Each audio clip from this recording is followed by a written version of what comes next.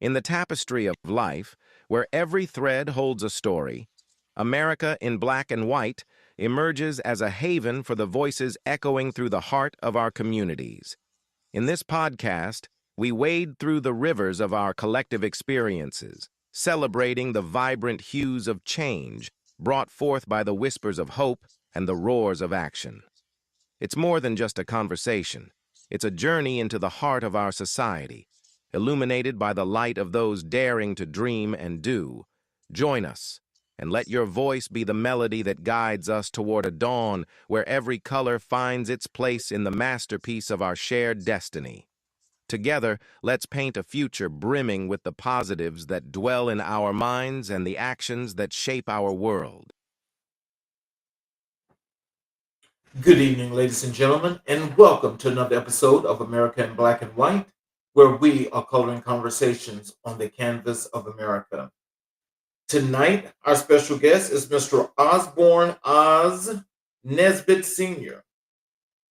Osborn is a dynamic public servant, author, and community leader whose work has shaped the civic and cultural landscape of Georgia. As chairman of Rockdale County's Board of Commissioners, Oz leads with vision, integrity, and deep commitment to inclusive governance. His leadership is marked by strategic innovation, transparent communication, and a relentless focus on community uplift. Beyond public office, Oz is a proud member of the 100 Black Men of America, where he mentors youth, fosters leadership, and advances his equity through education and empowerment. As an author, he shares his journey and insights with clarity and conviction, offering readers a blueprint for purpose-driven leadership. Oz's commitment to community engagement is personal and profound, whether organizing local initiatives or advancing for systemic change. He centers the voices of those often left out of the conversation. His legacy is shaped by powerful influences: his Aunt Mattie Burney's wisdom, James Brown's unapologetic Black pride, and State Senator Charles W. Walker's political brilliance. His appearance tonight here on America in Black and White is a celebration of leadership rooted in culture, service, and enduring power of Black history. Ladies and gentlemen, Oz Nesbitt. Good evening, Dr. King. Can you see me there? No, sir, I can't see you. I don't know what's going on. Let's figure this out. Okay.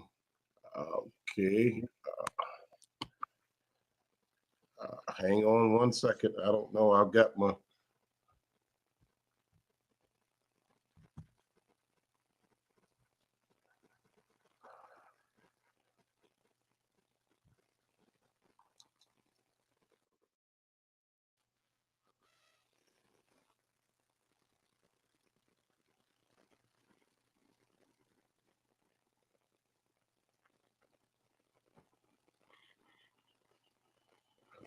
Okay. All right. I can hear you, but I see your initials on the screen. Yes, sir. I'm trying to get you a live. Hold on a minute. All right. How's that? Still can't see you. Okay. Oh man. All right.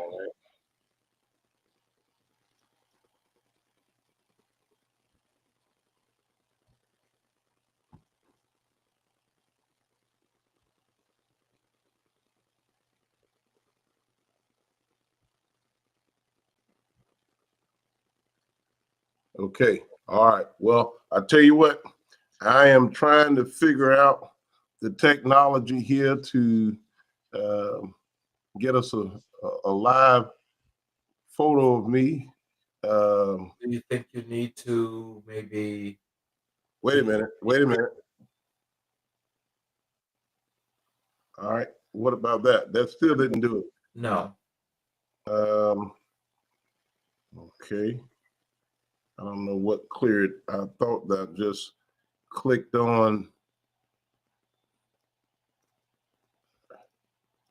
I have no idea. Let me try something else. Let me keep playing the video settings. Let's go here. Video.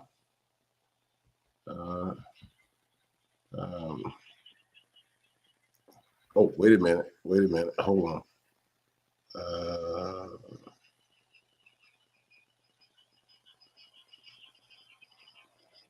I'll try one more.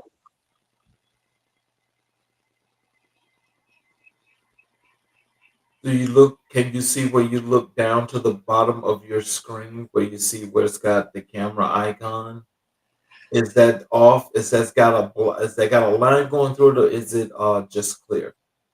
Well, on my side, it is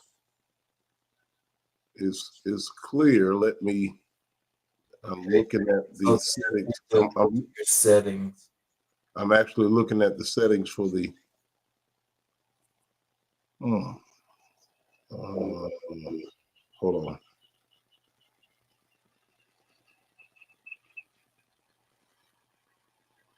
Okay. I took the line off of it, and it should have brought me. You should be seeing me. See.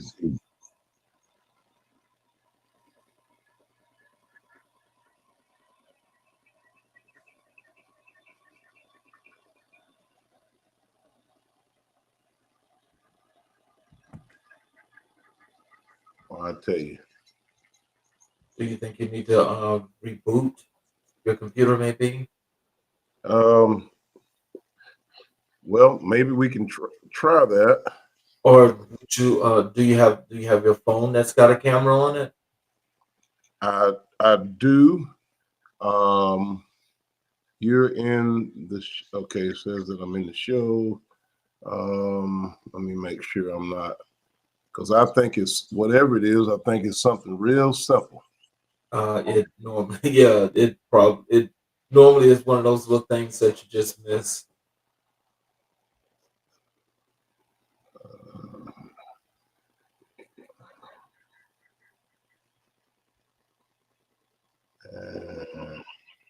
Local video. No, I'm sure my device can handle it.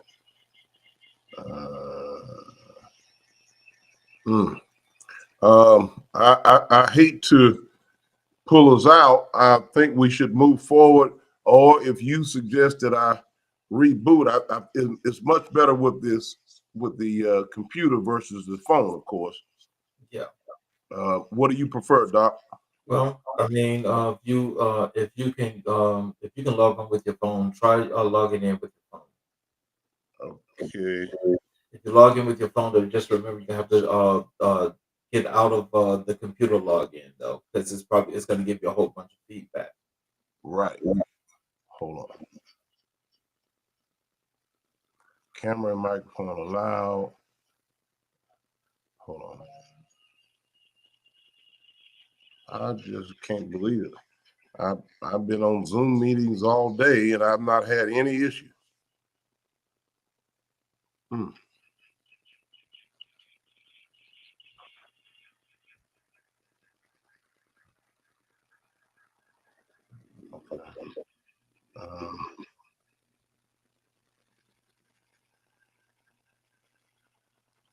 Okay. All right. Let me try this with the phone, and if I can get it, I'll.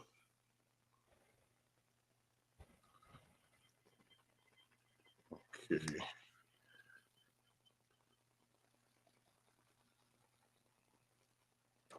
Allow. Okay. All right. I'm gonna come out of the computer because I can see myself on the phone here. Okay.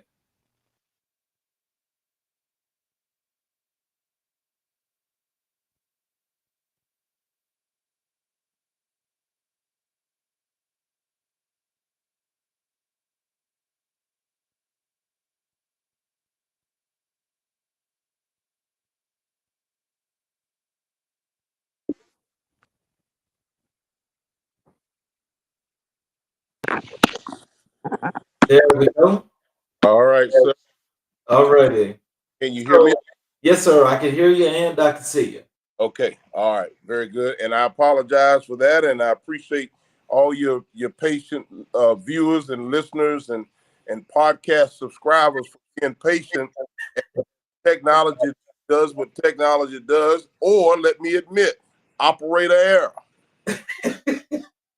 So, is there anything you'd like to add to your bio before we jump into the show? The only thing I would add is that, first of all, my roots are rooted in the belief of God. I'm Bible based in terms of my faith. I am a man of God. I'm not a holy roly. I am a man of God. Why did I say I'm not a holy roly? Because my life is Bible based, but I'm also known to cuss from time to time. Okay. That's my disclaimer. That's the real truth. I just want to put it out there. Sometimes people get twisted for folks who are Bible based versus those people who are listening and watching who are holy rollers. I'm not a holy roller. I am Bible based. So let's start with your leadership in public office. And, basically, I guess I want people to get the opportunity to know a little bit more about your role as chairman and your approach to governance. Can you tell us what inspired you to pursue public office in Rockdale County? Well, Rockdale County was my pursuit in terms of a geographical location. I think it started many, many years ago when I grew up in Augusta, Georgia, in public housing, seeing seeing the dynamics of the community, what happens in public housing and what we call the projects, knowing that at some point in my adult life, I would have an opportunity to make a difference. So I really believe that the seed was planted and resonated with me many, many, many moons ago. And through the trajectory of my life, my church, my community, my early childhood education, college, and community combined, it was able to evolve. And God brought me full circle with my calling. Mm. Oh wow, now that in itself, that's very enlightening. And I appreciate you for even wanting to share that with us. And with our premise and our what this platform is about is basically is to target the underserved and marginalized communities, such as those communities. And so, with what you have been able to accomplish in your life, can you tell our audience, you know, what was it that gave you that extra motivation that pushed you to do what you're doing now? I think it was the struggle. The struggle itself is what gave me that extra motivation because um, I spent the first early years of my young adult life, 15 years to be exact, in law enforcement. And these were not too many years after growing up and living in public housing. Matter of fact, let me give you a timetable. My family, we left public housing, the projects in 1980. Hmm. In 1985, I was sworn in as a young deputy sheriff Oh wow. 5 years later. So I understood the plight and the struggle itself is what really pushed me to be able to serve my community because I'm really caught up with the understanding of giving back. It's a blessing to be a blessing, but really, my grandmother often talked about never getting amnesia. Amnesia. In other words, don't you forget where you come from. Okay. And Dr. King, I must tell you that there were multiple people that helped me individually, and there were multiple people that helped my family collectively.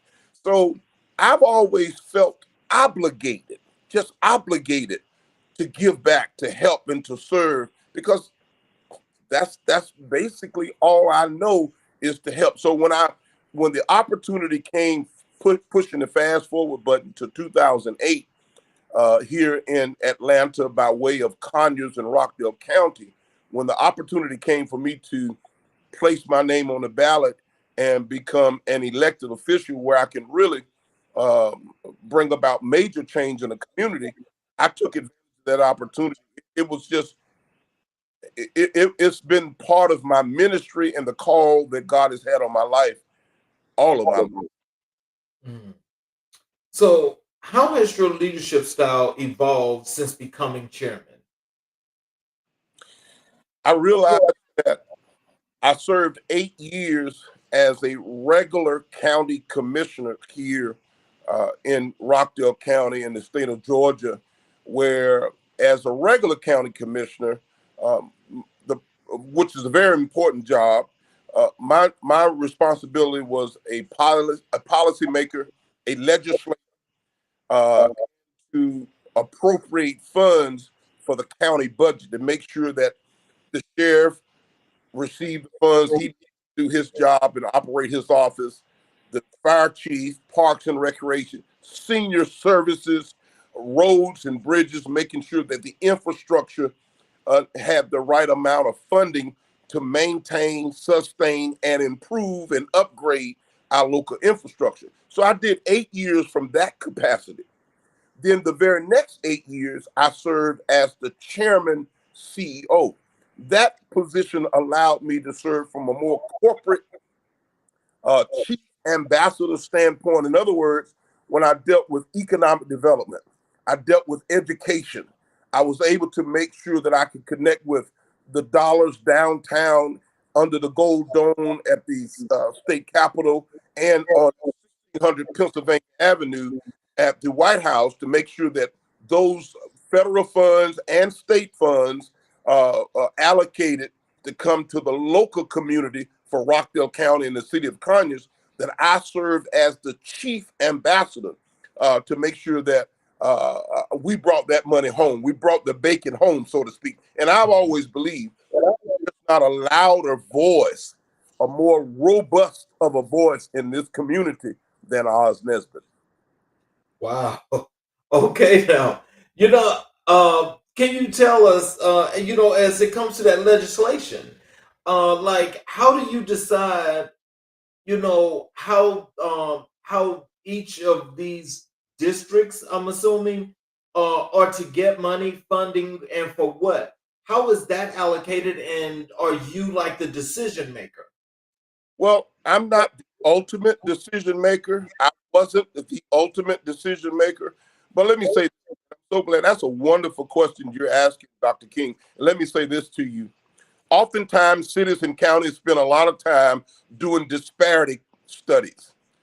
Well, the best disparity study is to get in your car and drive in the community, to park your car and get out and walk the community, to visit a local church, to visit a local community, to go to the basketball court, to show up at the barbershop. That's the best disparity study that any legislator, any leader can do. And versus spending hundreds and thousands of dollars calling in a consultant to give you data and stats and statistical that's going to cost you a ton of money. All you got to do is get from behind your desk, go out into the community, go to the playground, go to the basketball court, again, go to the barbershop, visit the local church, go to the nightclub, find out where the people drive in the streets, in the communities, go to every community. That gives you a better survey, a better polling of what's really happening in a real-time experience, what's happening in the community. Once you've done that, you see firsthand where the needs are. Wow. Look, I got to give you an applause on that, because that is like, you couldn't have said that no better. But for some strange reason, it seems like in a lot of these elected positions, such as yours and maybe higher, is that they feel like, oh, let me just get somebody to go out there and tell me what's happening, and that they don't like to do that. So I'm trying to figure out, does that kind of like change in how legislation is actually looked at? Because if they're not actually seeing it for themselves, how can they make those decisions? Dr. King, let me give you 3 R's. I want you to write this down. I'm going to give you 3 R's, the letter R. The first R, real. The second R is raw. And the third R is relevant. Oh, real, raw, and relevant. What that means, you have to literally be boots on the ground. You literally have to be there in the midst of it all, in the thick of it, in the trenches where the people are. It wasn't anything out of the ordinary or anything. I got to get a haircut. I got to go to the barbershop. I push my buggy at Kroger or Publix or Food Depot. Depending on what my budget is that particular month determines which grocery store I go to. I go to church. I talk to people after church. I fellowship with people. I move throughout the community. I go to the basketball court. I show up where people are. I stop by the nightclub. I talk with those people there doing happy hour. I understand. So you have to be real, raw, and relevant. And while we're in this space, let me just throw this in. We're coming up on our midterm elections. We're also coming up on the election for our state governor here in the state of Georgia. I want to remind every one of your listening audience out there, make sure that you are voting for people not because they are Black, not because they are Democrat, not because they are Republican, but because they are real, raw, and relevant. You have to really do some soul searching and make sure that the people that you're going to elect, you're going to give your precious vote. Your precious vote. People have died, bled, been killed for the ability and the right to vote. You're not just going to give that up to just anybody simply because they're Black, they're white, they're Republican, they're Democrat, or just because there's somebody. You need to do some fact finding. Google the person, search the person, find out, ask the hard questions, show up at one of those town halls or one of those campaign events that they're hosting and ask them the uncomfortable questions. Let me say that again. Let me calm down and say it again. I need you to ask the uncomfortable questions. I want you to ask the question that you know everybody's thinking about that nobody wants to ask or somebody is afraid to ask. Don't just vote for somebody just because somebody tells you. I need you to do your homework.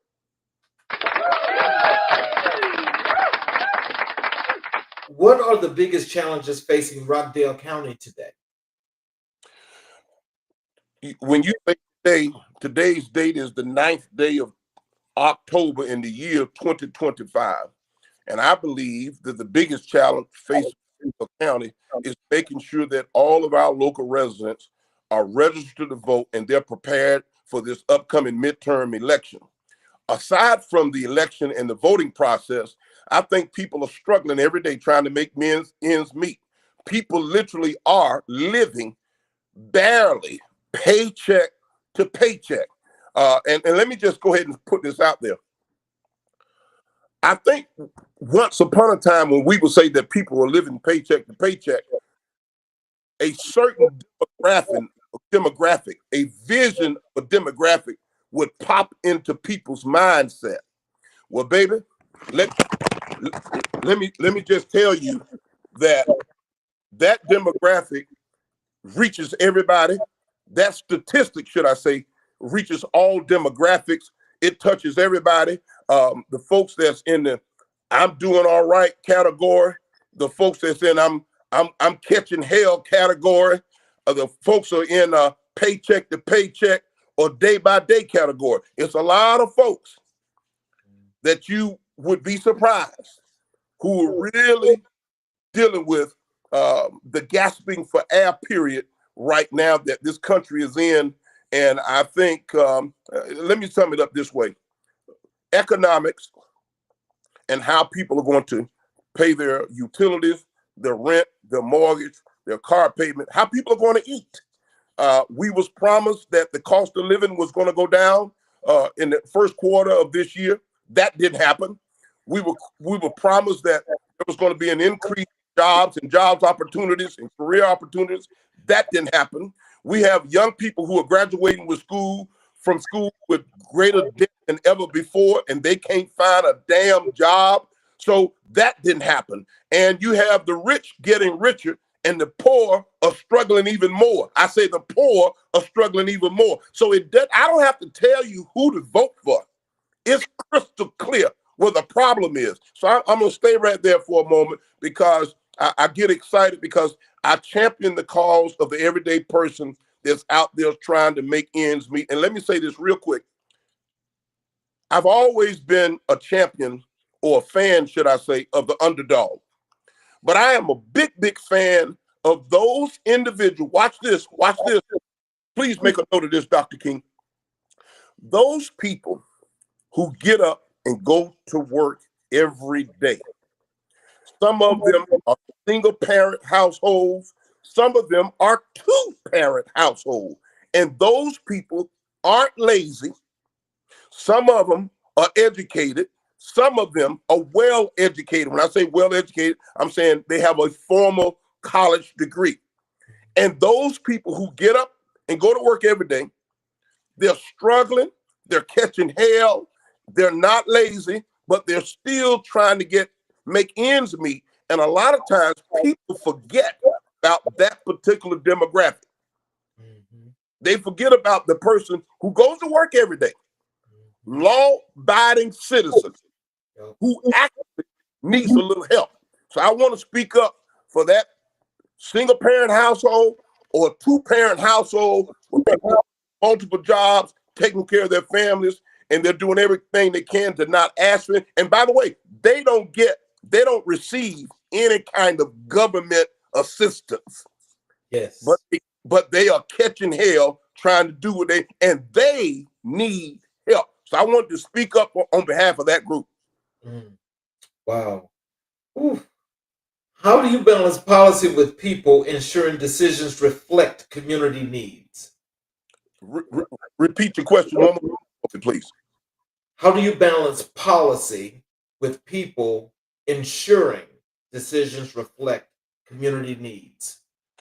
Well, I think one of the best ways to balance a policy when you're trying to allocate funding and make sure that certain communities and certain parts or certain segments of the community receive equal or fair or balanced funding, you got to take a look at the need, see where the need is.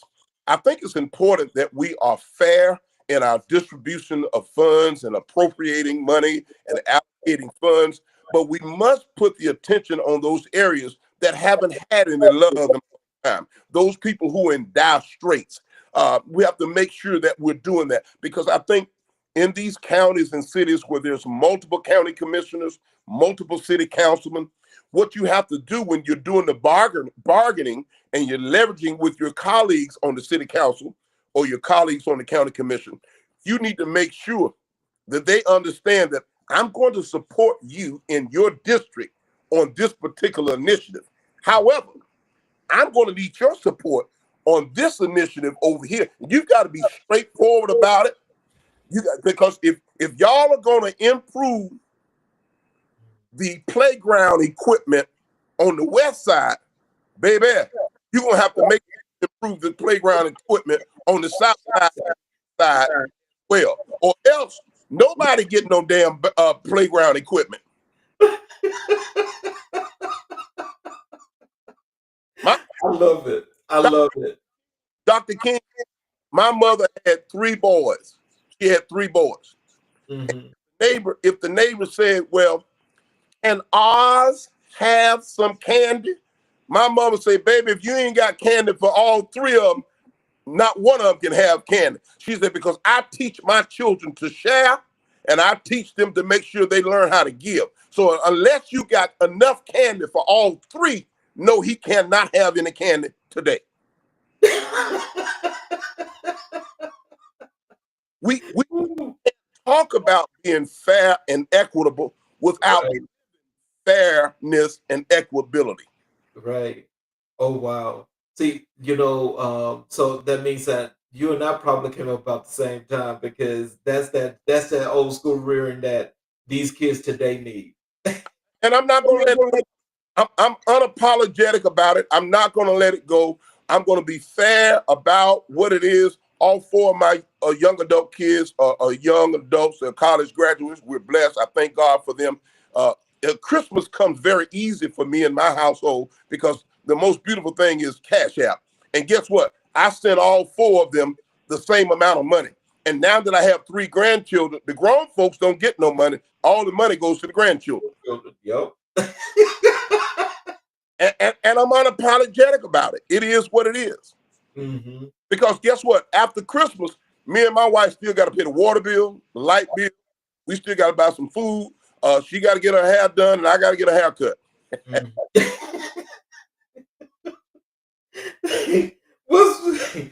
What's one initiative you're most proud of during your tenure? I think the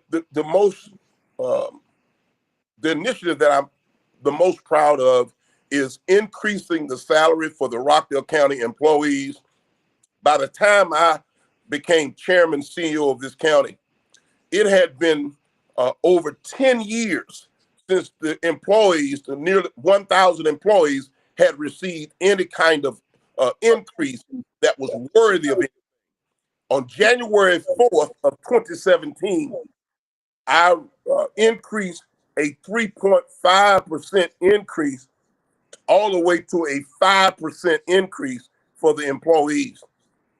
Fast forward it to 2022, we did a market study on the pay, salary, and compensation that's in the Atlanta metro market, and we were able to really increase. For an example, a receptionist in Rockdale County, a one-year receptionist in Rockdale County made a measly $22,000 a year. In 2022, I increased her salary where she's now making $32,000 a year as a receptionist. People hadn't seen anything before. There's no way you can hire people and expect them to give their all. And by the way, as you can tell, I'm old school. So I have a strong work ethic, which means what? I work the hell out of people. I understood that if I'm going to work them, I got to pay them. So in order to do that, you had to bring them up to the market rate. We had a high retention. We were losing a lot of people to other cities and counties. And in order to attract and retain the right kind of people, we had to put together a recruiting package that were going to attract the right type of talent that we needed in Rockdale and also retain that talent. Because I got tired of training people, whether they were law enforcement, public safety, or any other department. We were spending all the money getting them trained. After we would get them trained, hell, they go to somewhere else and take all that good training and certification somewhere else. So we had to put our money where our mouth is. I'm most proud of being able to increase the compensation, benefits, salary, and pay for the employees of Rockdale County. There's many things I'm very pleased about, but I believe that's at the top. I believe that's at the top of the chart. So, how do you foster transparency and trust in local government? I'll calm down and answer what you just asked. I want you to ask the question one more time because I want you to hear my answer. It's a one-word answer. Go ahead. How do you foster transparency and trust in local government? Communication. It's so easy to say that, but a lot of people don't understand or know how to do that. So let me break it down. Thank you for pushing me. Let me break it down. First of all, the word communication.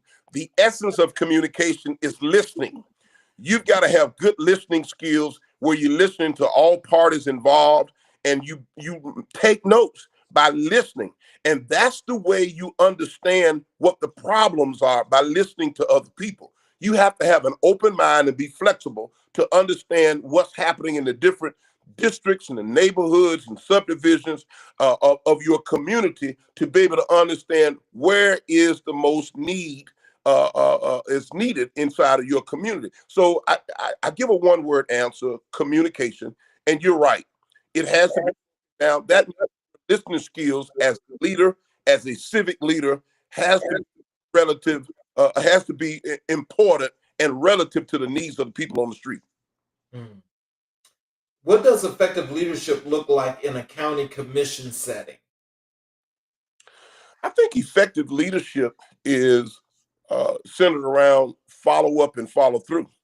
Oftentimes people see elected officials or candidates when it's election time. Folks are running for office and you see them at your local church, you see them in the community. But once they get elected, where in the hell are they?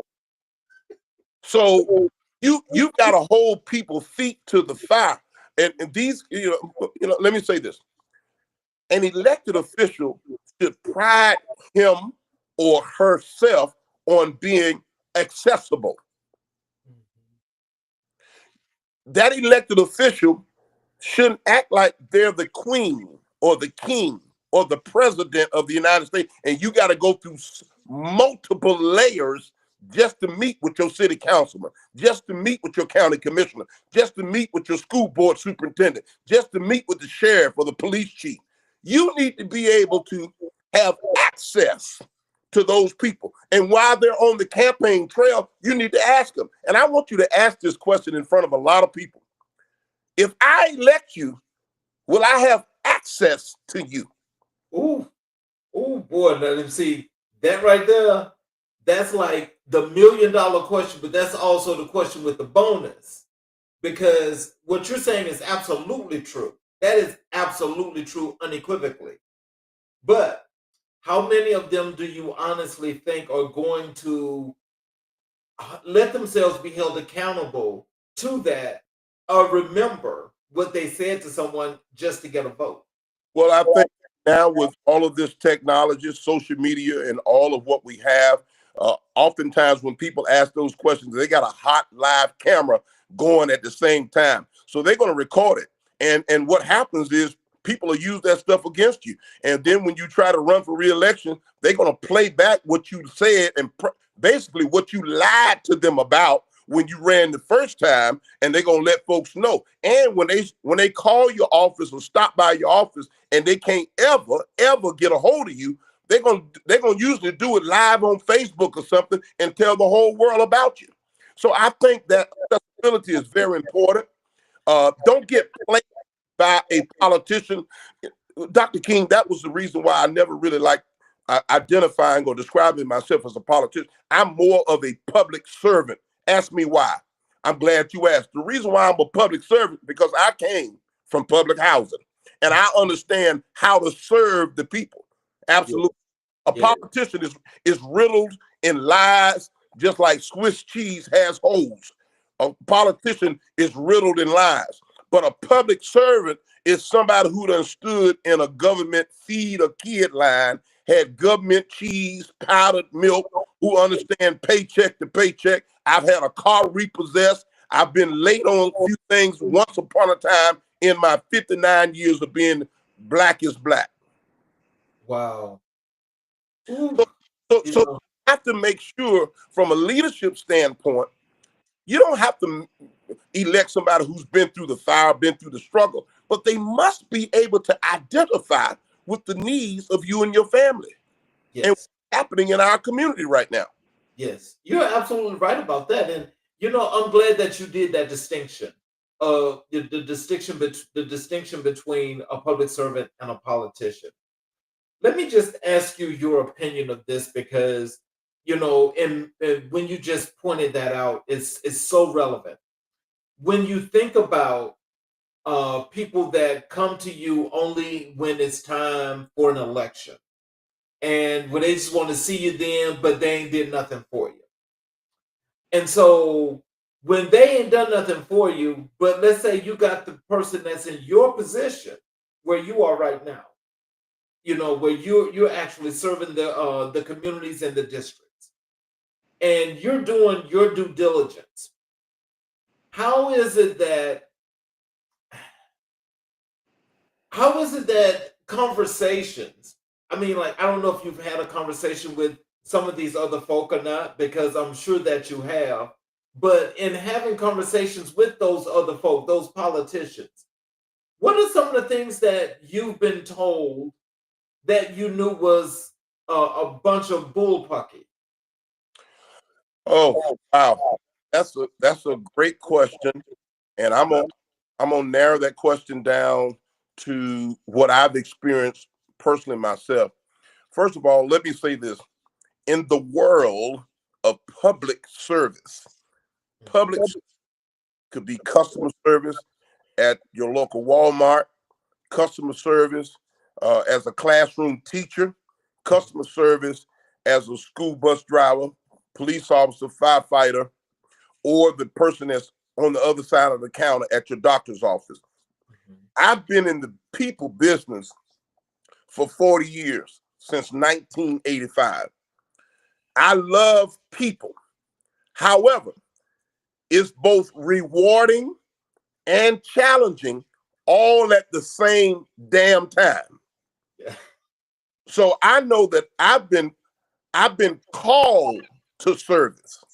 I've been called to service because there have been times and moments anybody in their right mind, including Oz Nesbitt, said, just like Marvin Gaye did, I threw up both my hands because sometimes you get frustrated because people only call on you for what they need and when they need, and then they'll forget you. But that's part of it. You have to be able to accept that. You surely have to have thick skin when you place your name on a ballot, because the people who love you at 8 a.m. will hate the hell out of you at 10 a.m. It's you're never going to satisfy all the people all the time. Right. The thing about me, I'm such a realist, and the people in Rockdale, I mean, really, you can come out here and do a poll, and you can ask. They're gonna tell you he's always been the same way all the time. So I'm gonna call a spade a spade.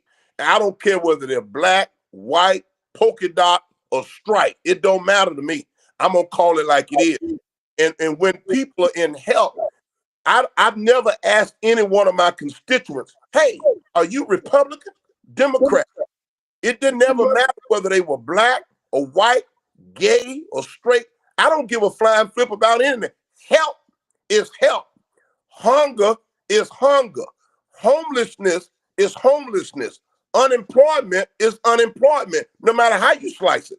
So if you're going to serve the people, do that. Serve the people. So I think back to the original gist of your question or your concern. Yes, I ran into people who James Brown say, talking loud, saying nothing, like a dull knife, just ain't cutting. There's a lot of politicians out there that are appeasing people. They putting on a fanfare, they putting on a show. But when it comes down to what we said way back in the day in Augusta, down to the nitty gritty, down to the nitty gritty, people can't deliver, or they won't deliver, because they have a lot of politicians play dodgeball. You do remember the game dodgeball, don't you? Oh, yes, sir. You played dodgeball right before the street light came on. You remember that, don't you? Yes, sir. So a lot of people are playing dodgeball, and now that we've elected them, you can't get anything from them. I'm trying not to cuss. Well, yeah, actually, you know something. Well, that's gonna have to be a whole nother show.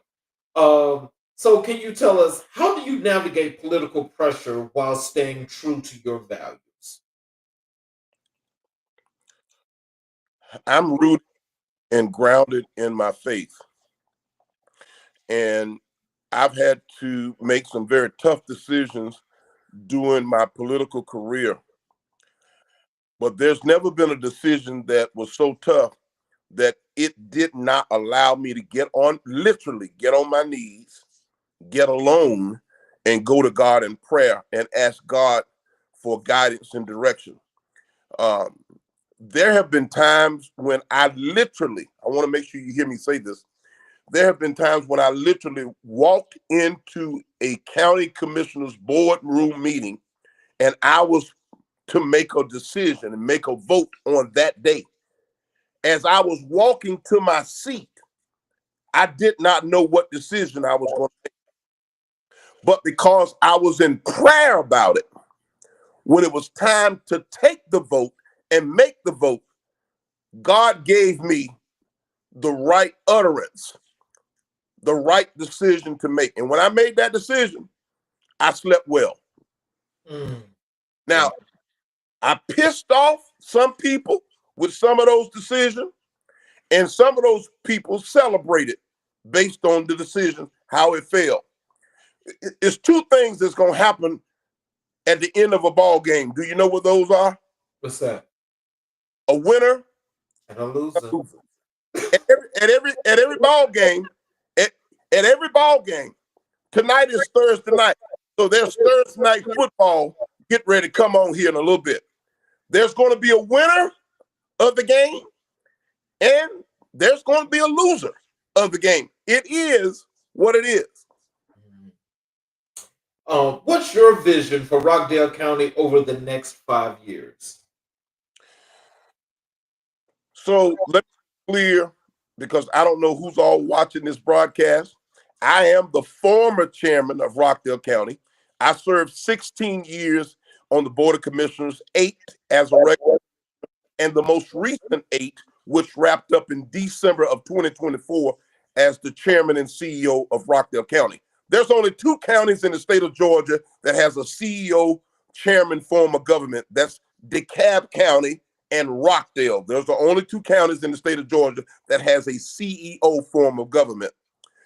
My vision for Rockdale County, now that I was able to impact the upgrade of infrastructure and facilities with a new judicial administrative complex, with the construction of a 30-year talking about Courtesy Parkway about to come to fruition, the widening of Sigmund Road from a 2-lane road to a 4-lane road. I'm so proud of that. I'm proud of the fact that the employees are finally making some real money so they can take care of their families. So my vision for Rockdale County is to continue to make sure that folks understand that Rockdale is one of the 12 metro counties that make up metropolitan Atlanta. We cannot no longer think like we're some small rural or suburban community, but we're part of the major decision making of metropolitan Atlanta. We are a player in Rockdale County. I want to make sure that the pride of Rockdale, people are feeling good and have bragging rights about the community in which they live. And number one, safety, safety, safety. I'll give more money to public safety than anything else, because before you can upgrade the infrastructure, before you can do any improvements with economic development, the first thing you got to do is make sure that the community is safe. Wow. So how do you mentor future civic leaders within your community? Occasionally, they still reach out to me and ask for advice and insight. And I think, Dr. King, that I have built, and I say this in my most humble voice that I can find right now, I have built a reputation that if you don't want the truth, don't call Oz Nesbitt. See, that's what I'm talking about. Because oftentimes I may end up telling you not what I'm going to end up telling you, not what you want to hear, but what you hear. And I may identify you, the person I'm talking to. I may identify them as part of the problem, if not the whole damn problem themselves. Mm-hmm. And I think correction starts with calling people out. And what I say, calling people, you can call somebody out with dignity. You don't have to embarrass a person to call them out. Mm-hmm. But if you really want to be corrected and put in the right direction, then let me give you a bit of advice about, first of all, my question is, why do you want to run for office? And what is your motivation? And what is your why? What is your why? Yes. I had a person that was running for Congress reach out to me about 3 months ago. And I don't know this person directly. The person reached out to me because somebody else told him, well, if you're going to run, you better call Oz Nesbitt. Well, he called me and I flat out asked him, well, why are you running? You know what he told me? He said, I'm running because I want to make a better life for my 7-year-old son. I damn near hung up the phone in his face. I said, you telling me that you're going to tell the people that you want to represent him so you can make a better life for your 7-year-old son? I say, well, what about Miss Lucille and Miss Mamie, who's on SSI and Social Security? What about that hard-working school teacher who's got to work an extra job when she get out of the classroom dealing with them bad behind students? Now she got to go over to Walmart or Kohl's or Belk's or one of these department stores or a restaurant and make extra. And you telling me that you trying to make a better life for your son? So people got it all twisted. I want to also know, if you telling me you running for office, Janet Jackson asked the question. Remember the question she asked? What's that? What have you done for me lately? Oh, yes. And the question that she didn't get to ask in the song, here's the question she didn't get to ask in the song. Who the hell are you? Mm-hmm. Exactly. What have you done for me lately? And who the hell are you? And what makes you think just because you put your name on the ballot, we gonna vote for you? What have you done for anybody? Where did you come from? What's your background? Who are you? These kinds of questions that must be asked. Right. I know we close on our time. I want to make sure I say this real quick. Oh, we're good. Okay. This upcoming midterm election, this upcoming gubernatorial election in the state of Georgia, nobody, and I'm going to be very candid. I'm about to be very candid. There's my disclaimer. One more time. I'm about to be very candid. No one that looks like me or you should have to be pushed or pulled to the polls. Let me say it again. No one. I don't bet Boo-Boo, Ray Ray, Pookie, Peaches, any of them. Anybody that looks like us should not have to be pushed or pulled to the polls. A lot of people don't pay attention to the significance of the upcoming midterm elections. Most of the emphasis are placed on the general election that will take place again in 2028. If we get that. But you have got to empower the current senators and U.S. representatives during the midterm so they can get better position for the general election. And your local election. I can't tell you the last time I seen a president on Highway 138 in Conyers, Georgia. But you see your city councilman, your sheriff, your county commissioner, your police chief, your school superintendent, your tax commissioner all the time. They shop where you shop. They eat where you eat. They get their hair cut where you get your hair cut. They go to the same churches that you go to. Those are the people where the rubber meets the road. Those are the people that matter. So let's go over to your work with the 100 Black Men of America, and continue with your mentorship. What drew you to the mission of 100 Black Men of America? So my original chapter was somewhere back in 1993, 94. I was still in Augusta, Richmond County, my hometown. That's where I joined originally.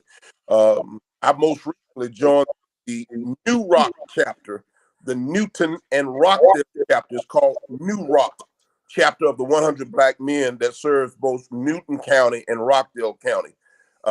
Their mission is very plain and clear to me. This is an organization that is committed to saving the lives of our young people, particularly our young Black boys. We do work with young girls as well, but particularly there's always been a major emphasis on our young Black male population to make sure that these young people are afforded the opportunity to learn how to go from boys to men, to have an opportunity to enter into college or into a technical school, or for those young people who have a desire to join one of our local armed forces, that they get an opportunity to be coached, mentored, and guided by the right mindset of a real man, There's a lot of households in all of these communities. They don't have the presence of male influence. And I must say this too. There are some households where there is a male present, not a man, but a male. Uh, I I'm told sorry, that's funny, but I know what you mean. there's a big difference between a man and a male. So we work with some young people. There is a male present in the house, but there's no man. And let me say this. I was raised, my two brothers and I was raised by a single black strong woman. I had a wonderful relationship with my father, who did not live in my house, but I had a wonderful, very good relationship with my father. However, it was also the influence of other males, men at my church, in my local schools and communities that influenced my life, okay? But I have to give credit to my mother, my Aunt Mattie, and my grandmother. They were three strong women, and neither one of those women ever tried to be a man. They were just, the women are just strong like that. You gotta let a woman be a woman and let a man be a man. Let me calm down. Let me calm down and say that. Because you gotta let a woman be a woman, and you gotta let a man be a man. I have a wife and 4 kids. 2 of my kids are girls, and 2 of my kids are boys. I can have just about any and every conversation that my wife can have with my daughters. Daddy can have it with the daughters too. Just about any conversation. And I do just about any conversation. But one thing I am not, I'm not a woman. Right. I'm a man. Right.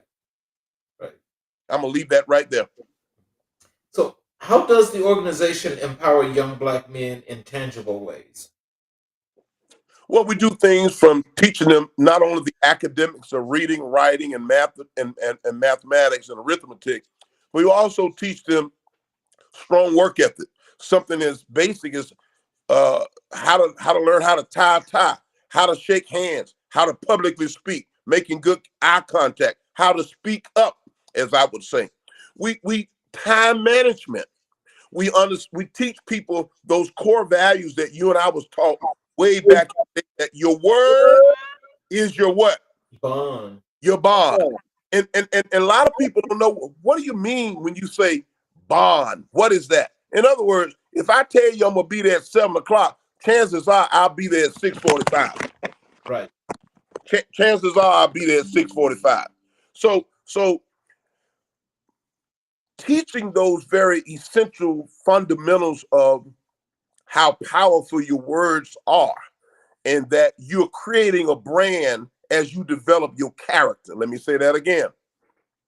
You are creating a brand as you are developing your character.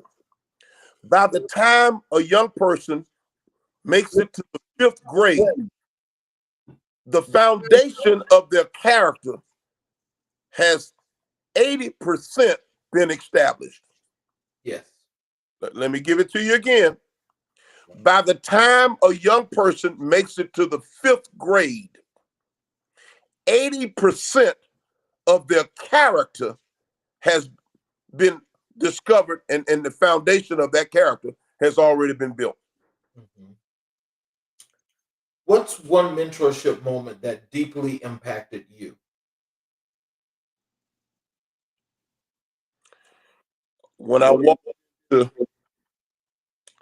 State Senator Charles Walker's office somewhere in the early 90s, and I said to Senator Walker that I think I want to run for sheriff. Senator Charles W. Walker damn near cussed me out. He said, "Who do you think you are? And how do you have the audacity to come in here and tell me you want to run for sheriff? Who have you helped? Who have you helped?" He said, "Get out of my office until you come back in here with a list of 200 names of people that you've helped."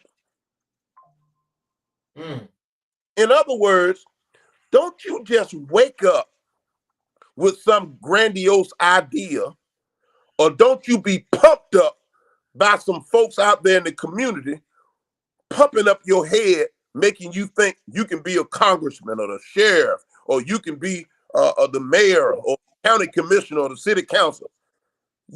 Again, let's go back to that question from Janet Jackson. What have you done for me lately? Who have you helped? And I didn't really get that in the very beginning. I knew he was upset, but as time went on, I understood the nature of his emotions, and I understood what he was saying to me, and it makes all the sense in the world. Before you go out there trying to champion the people or be the chief ambassador of the people, why don't you become the chief advocate of the people? Okay. You know, see, Dr. King, there's a lot of elected officials who love for their names to be recognized in the church and in the public meeting with all of the elected officials. Please stand up. They love that. You making me laugh. But would any of them that stand up with all of their titles, can you reach them the next day? No, you cannot. In my book, Fumes and Faith, I talk about the 3 ugly E's. I want you to write this down. Here we go. The 3 ugly E's. When I say write this down, I'm really not just saying it for you, because there is somebody watching your podcast that's all of what so I'm very aware of that. So the 3 ugly, not the 3 E's, the 3 ugly E's: emotions, egos, entitlement. One more time. Oh, wow. Emotions, egos, entitlement. There are so many people who are currently holding elected offices, official offices. Their head is so damn big, I don't know how they carrying it on their body. They're so caught up with their own ego, and they wear their emotions on their sleeve, and they have a deep sense of entitlement. You can't dare park in their parking space. Oh, Lord. They'll have you arrested, have your vehicle towed away. You better not dare call them, acknowledge them without calling their title. Commissioner so-and-so, Mayor so-and-so, Chief so-and-so, Councilman so-and-so. They get so caught up in the hoopla of the public acknowledgement, they forget about the service of what they're supposed to be called to do. Just like the preachers. Some was called, some was sent, and some just went. Let's talk a little bit about your work here as an author and a storyteller. We should have done this a whole lot sooner. I hate we had to wait to this time to actually get your book. Everything happens for a reason. His timing is always on time. What inspired you to become an author? I wanted to share my story because I realized my story really isn't unique.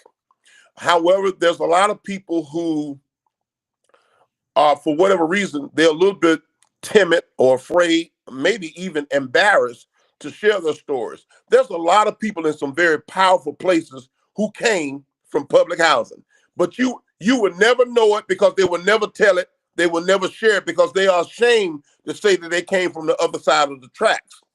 So I wanted my story to be able to be inspiring and empowering to so many different people, not just young people, but people, period, who think just because of where they came from, they can't make a difference. And I also wanted to be able to share a real life story about the real life struggle. I've been on the top of my game on the mountain, and I've been at the pit of the valley. Absolutely. And through all of that, whether I was the top of the mountain or the pit of the valley, let me tell you, it remained the same. The God that I serve. Mm-hmm. Not only the God I serve remained the same, he allowed me to be at the top, the pinnacle of the mountain, the peak of the mountain, Mm-hmm. and the pit of the valley. Mm-hmm. Because in each experience, he was teaching me. He was preparing me for the next opportunity. And I think by sharing my story, you know, people say all the time, Dr. King, just keep the faith. Just keep the faith. You hang in there. Just keep the faith. Well, that has turned into a cliche. Mm-hmm. It sounds good to say, just keep the faith. It ain't that easy. Now, let me be clear. You have to keep the faith. You must keep believing that God is going to do what he's going to do, because I'm here to tell you, he is going to do what he's going to do. But I will also tell you, it ain't easy. Because when you're waiting on money, when you're waiting on opportunity, when you're waiting for things to come to fruition, and it seems like it's just not going to happen, it does, because you're human. And the God we serve knows that we are human. But you still have to hold on to your faith. You have to hold on to your trust and your belief. And sometimes God will let me be very clear. Oftentimes when God gets ready to bless us, he makes us uncomfortable. Mm-hmm. Yes. Somebody missed that. Somebody missed that. Let me say that again. Oftentimes when the Lord gets ready to bless you, he makes you uncomfortable. All I'm encouraging you to do is just hang in there. And the closer you get to the finish line, the more pain you're going to experience. But I'm telling you, run, run, run. Stay in the race. Right when it's an indicate, when all hell begins to break loose in your life, that is an indicator that God is just around the corner. You got to hold on. You got to cut out the distractions and the interruptions. One more time. You got to cut out the distractions and the interruptions so that you can stay focused. Because right when your breakthrough is getting ready to come, that's when the distractions, that's when the interruptions show up at the most. That's when the enemy works the hardest. Mm. Whatever you announce into the atmosphere, whatever you put out into the atmosphere, I'm a believer that if you say I'm gonna lose weight, if you say it out loud, that's when ice cream and Snicker bars and Oreos and Doritos, all that stuff just comes at your heart. When you say I'm gonna stop drinking, that's when all your buddies start calling you, inviting you to events and activities.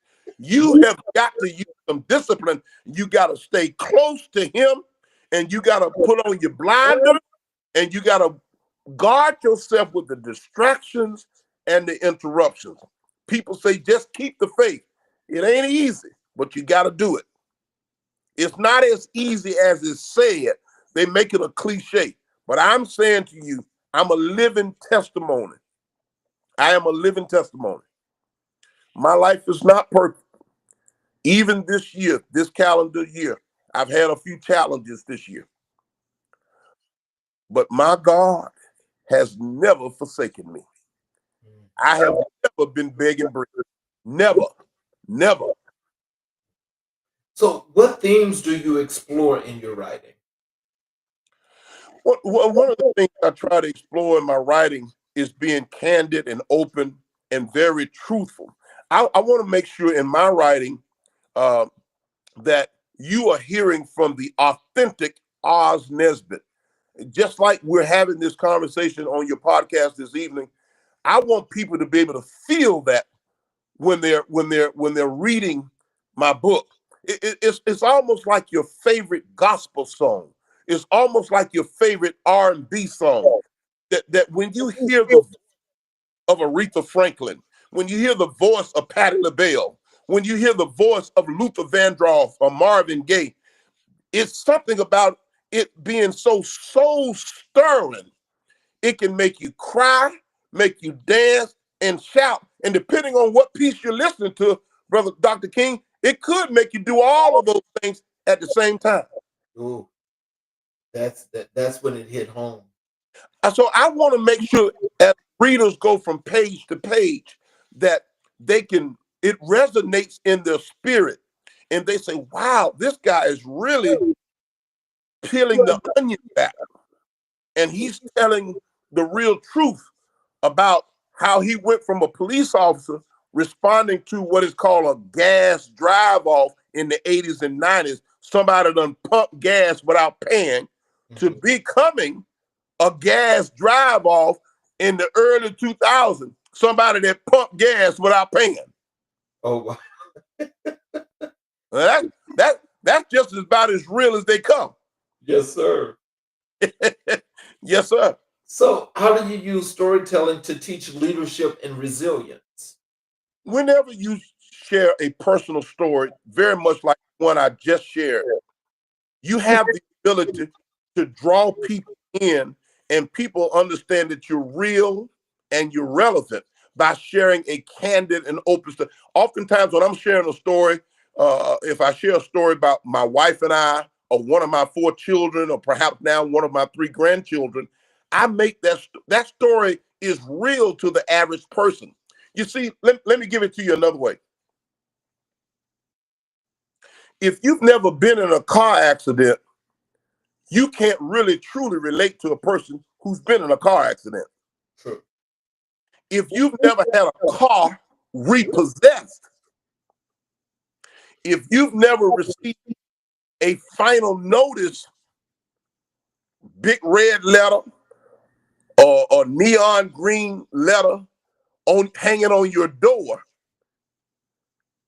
if you've never been disconnected, if none of your services have ever been disconnected, you can't relate to a person who's been through that kind of struggle. If you've never had your gas light to come on in your car because you've neglected to slow down and put some gas in the car, or if you've never run out of gas on the side of the road, and you don't know the struggle of an everyday hard-working citizen, you cannot relate.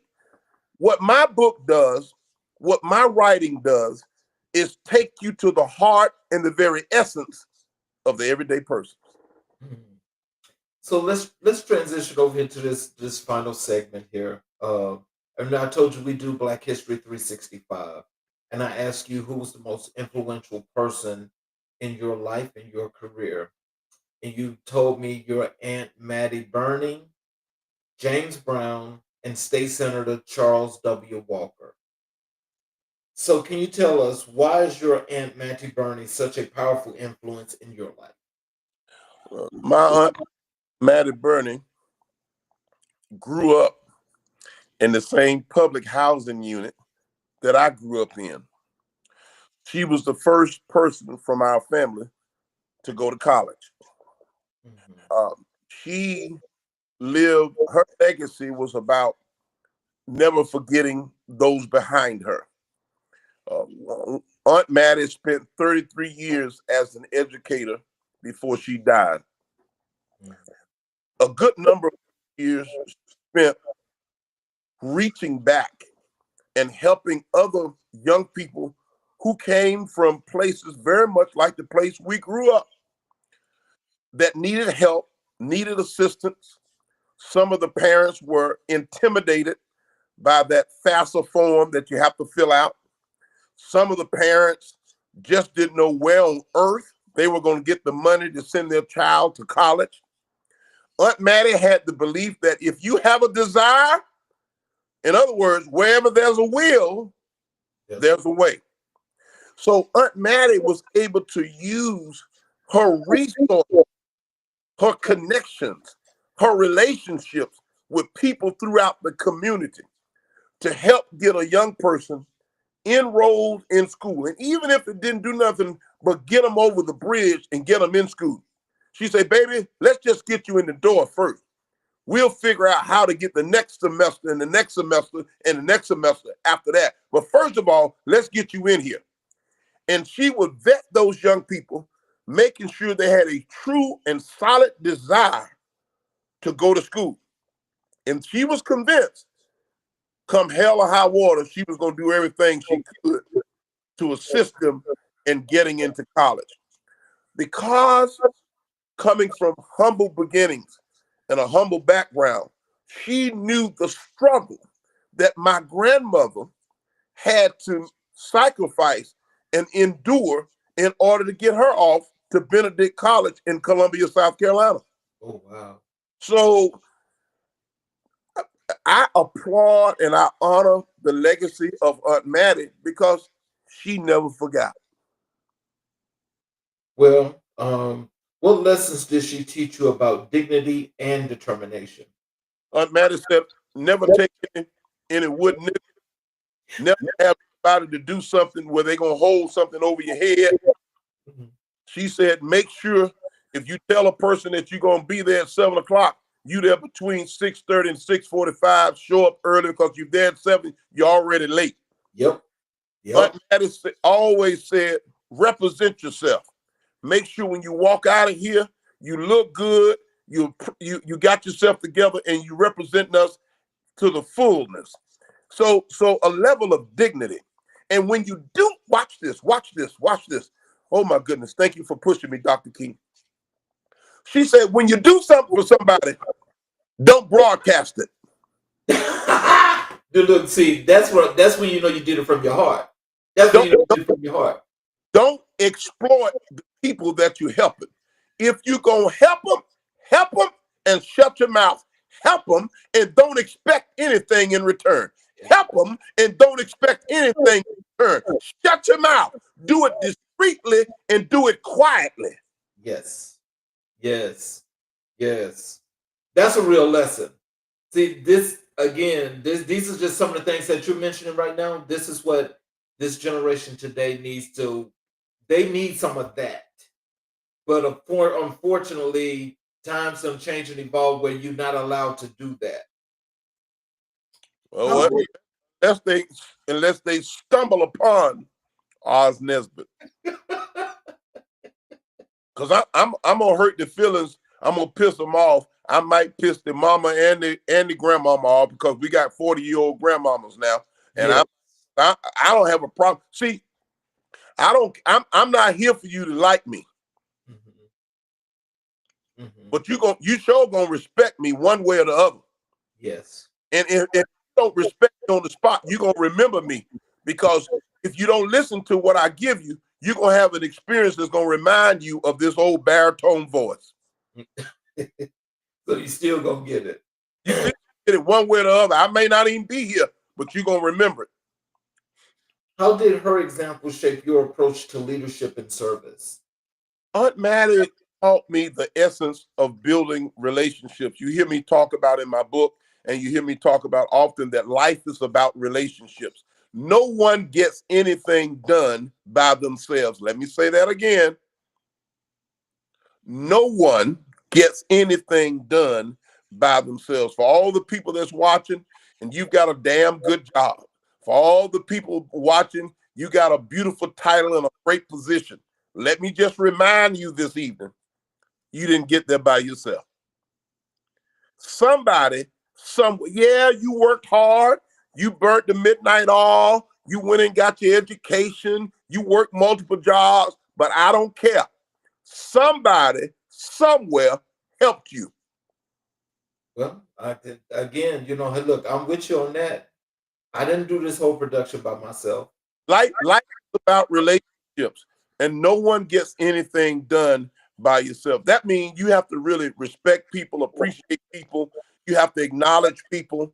When I worked in the school system, Aunt Maddie, who had been a 33-year veteran school and educator, she told me, she said the two most important people in any school in America, the custodian and the lunchroom lady. Look, they don't get no credit. She said you better know what a clean bathroom is, and baby, when you ain't got no money, you better have a relationship with that lunchroom lady so you can get you something to eat. And she wasn't lying either.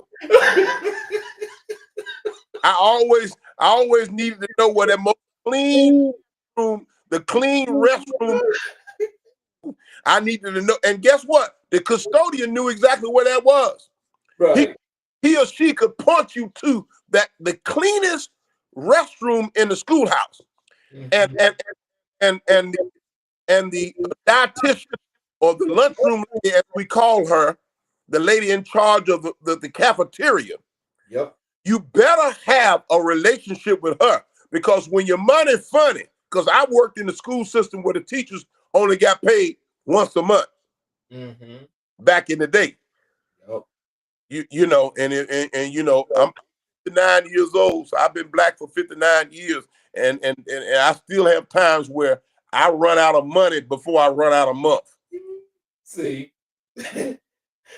So what does James Brown represent to you as a cultural icon? The late godfather of soul, born in Augusta, Georgia, James Brown. When I think of James Brown, the first thing that comes to my mind is from nothing to something. When I think of the late great godfather of soul, James Brown, who is still, according to statistics and data to this very moment, is the most sampled artist in music history. No other artist has ever been sampled by their music more than James Brown. James Brown came from absolutely nothing. If you ever studied the story of James Brown, you would have instant appreciation for someone that went against every odd imaginable. And he rose to become the most recognizable name in music. If Michael Jackson was here, he'd say the same thing. If Prince was here, he'd say the same thing. If Jimi Hendrix was here, he'd say the same thing. James Brown influenced MC Hammer. He influenced so many other artists that's out there even today. He came from dirt, from absolutely nothing. So because I just happened to be from Augusta, Georgia, the hometown of James Brown, it was easy for me to identify, because it was a treat for me to see, growing up in public housing in the projects. Every now and then, guess who would drive through? The godfather of soul, this major world icon, James Brown.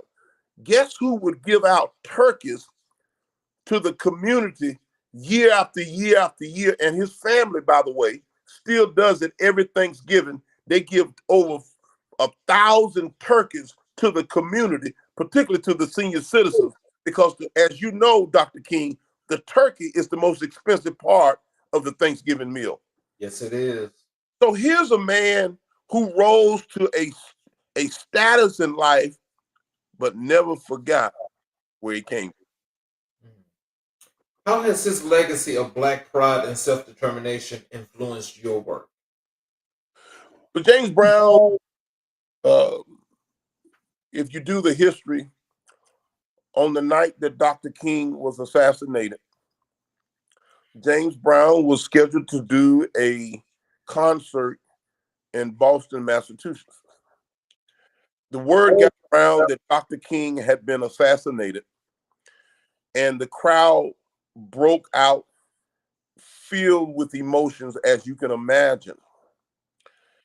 It took the mayor and the governor and the law enforcement officials of that community to call on James Brown to take to the stage to bring calm and order to the people. Had Mr. Brown not been present at that moment, there would have been more rioting and looting in the community, and it would have been more violence. Mr. Brown was able to get the control of the crowd and proceed with the concert.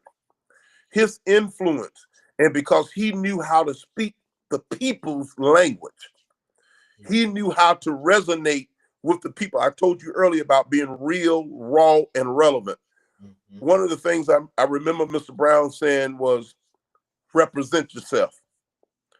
And he would often say to people that would interview him, he'd say, now listen, don't you make me get outside of myself. In other words, don't you make me act a fool. I don't want to act like somebody that I don't want to show the world that other side of me. So Mr. Brown would encourage people to represent themselves. In other words, have some self-control, have some dignity. So he represented the common struggle of the everyday man and that everyday dreamer. Watch this. That everyday entrepreneur, that person that wants to open a business, wants to write a book, who wants to write a song, that person who wants to go to college, that person who wants to do something major in his or her life. Mr. Brown said, yes, you can. So, what did State Senator Charles W. Walker teach you about political strategy? Senator Walker embraced the slogan of Shirley Chisholm when he said, he embraced the slogan of Hosea Williams when he said, unbought and unbossed. Senator Walker, Senator Charles W. Walker in my young adult life was the first Black millionaire that I ever met. He was the first Black person that I heard in an everyday real life situation use that terminology, that phrase, unbought and unbossed. In other words, you can't buy me out, and I'm not a sellout, and I'm my own damn boss. I work for myself every day in and day out. So having been Senator Walker, who was one of 14 siblings from rural Burke County, Waynesboro Country, Georgia, able to move and transition to Augusta, Richmond County when his family basically, if you know his story, they escaped from Burke County, Georgia in the wee hours of the night because his daddy had knocked the hell out of a white man. And he knocked the hell out of a white man because the white man disrespected his wife, which was Senator Walker's mother. And you knew after the elder Mr. Walker knocked the hell out of that white man, you knew the Walkers had to get the hell out of Burke County quick. Okay. Y'all got to move. Gotta move. We gotta go. We gotta move, baby. So Senator Walker never stopped running. So he ran all the way to the state capitol in the state of Georgia and became the third most powerful man in state politics by becoming the Senate majority leader in the 90s under the in the early 2000s under the Roy Barnes administration. Final question for you. How do you carry Walker's legacy into your own public service?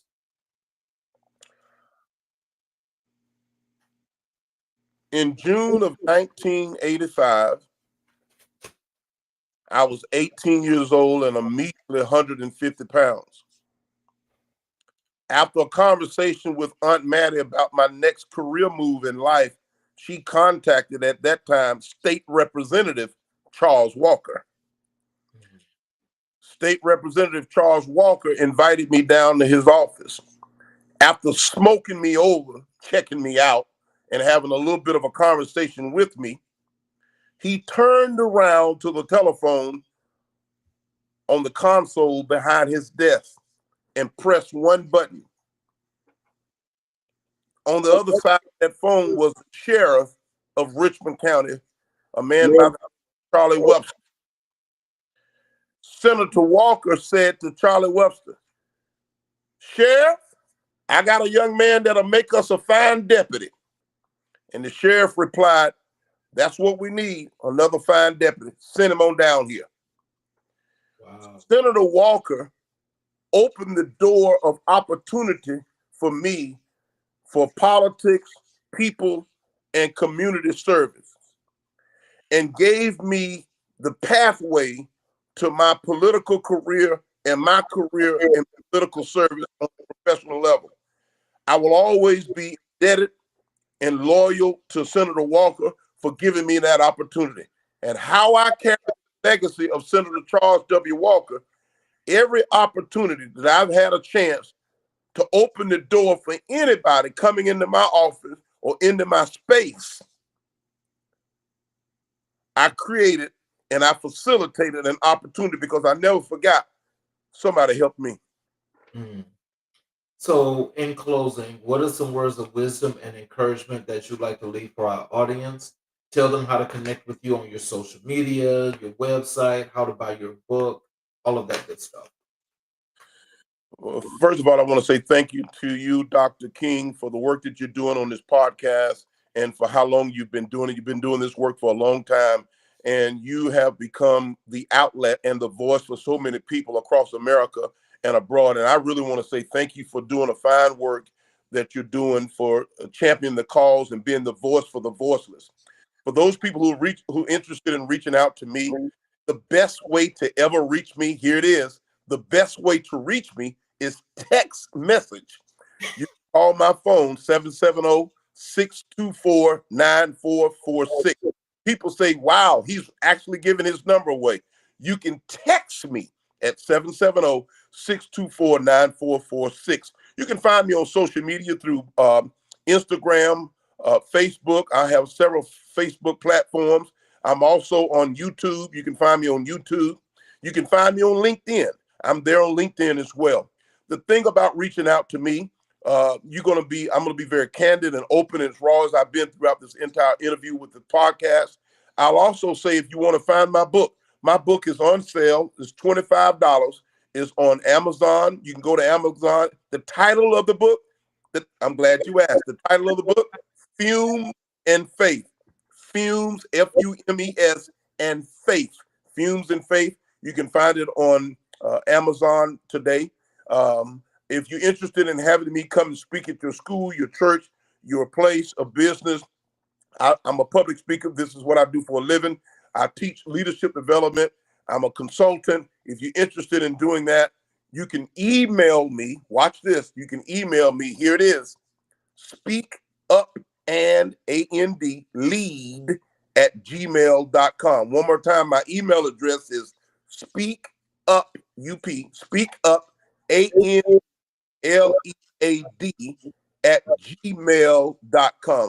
and lead at gmail.com. I'm Oz Nesbitt. My advice to you is to make sure you make God the head of your life. Put God first in everything that you do. Whatever you do, I'm going to say it like Dr. King, keep moving, keep moving, keep moving. Absolutely, keep moving. Don't stop. Put on your blinders, put in some earplugs, make sure you manage the distractions and the interruptions in your life. If you don't manage the distractions and interruptions in your life, they will manage you. Absolutely. Put God first. Remember, somebody helped you. No one gets anything done. Don't get amnesia and forget where you came from. And it's a blessing to be a blessing. Well, I want to thank you for blessing us with your time and your presence today, because it's truly been an enlightening and great show. And again, like I said, I know we scheduled this some while ago, because again, the popularity of the show. But it's truly been a great show, and I really appreciate you being your true, authentic self for the audience, so that they know that what you're doing is the real thing. And with us being all about realness and authenticity, it really adds value, to have someone such as yourself that's been in the leadership roles that you've been in, and to have done the work that you have done and are doing right now. That really makes that big of a difference for each and every last one of us. For all of you that are watching on all of the 8 channels that we stream on live, particularly those of you that are on the YouTube channels, if you have not yet supported us by subscribing and enabling all notifications, I would ask if you would please do that. We would definitely appreciate it, because your support matters that much more to us. It will allow you to get all of the shows live when they take place, as well as you'll have the ability to go back and check out all of our previous recorded shows as well. Also, when you go to the YouTube channel, you'll see on the top of that banner, that QR code. It is live. I would suggest also, if you would please scan it with your phone, and you can join our community. We have a community set up where on one side you can watch the show from there. The other side, you're able to network, you're able to do post, you're able to meet other people. You'll be able to read all of the blog posts that I've posted and several other writings that I do. So please join our community as well, because we have other things that are coming that I can tell you most definitely will be very favorable, but also it'll allow you to meet some really, really great people there. I want to thank you again, Mr. Nesbitt. We got to have you back. We have got to have you back. And so I definitely would like to have the opportunity to reach out to you once we close this out. But I definitely hope that we can get you back. I look forward to it. Thank you. And don't forget to be a blessing to other people. Don't forget to go vote. And again, thank you, Dr. King, and keep up the good work. Yes, sir. So for all of you that's watching tonight, thank you, and join us again tomorrow night as we have a Friday special, same time, 6 p.m. Eastern Standard Time, here on America in Black and White, where we will continue to color conversations on the canvas of America. You all have a great evening.